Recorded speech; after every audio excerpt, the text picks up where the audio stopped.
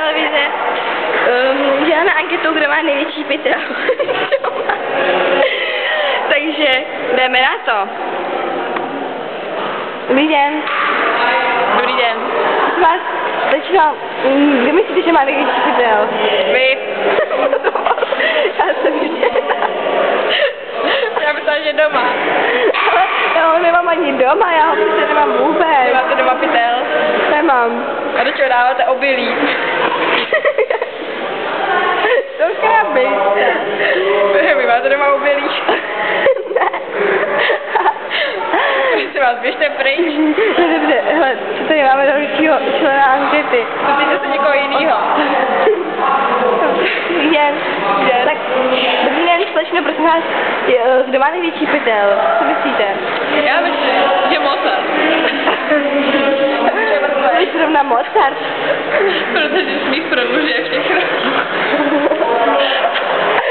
Takže i pytle doma, takhle jako jutové pytle. No. Dobře.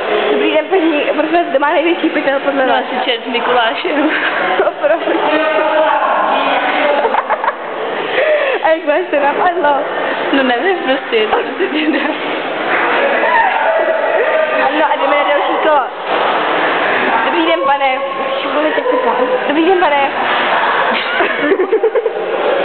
Kdo má podle vás největší pytel? Vaše žena. A kde, prosím vás? Já nevím, kde ho má. Ale já bych To já nevím, že jo.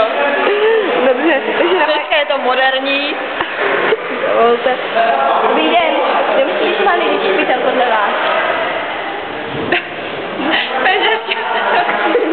Kdo to je, prosím vás?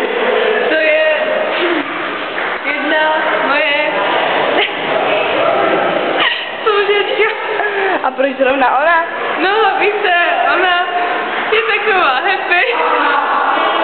Tak... Dobrý den, pane. Prosím vás, kdo má podle vás největší pytel? Nevím, já si někdo vysklepě.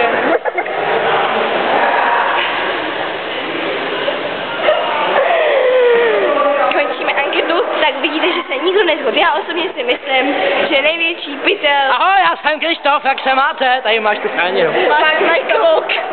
Kdo má největší pytel? Čau, čau. Takže byla anketa. Jo.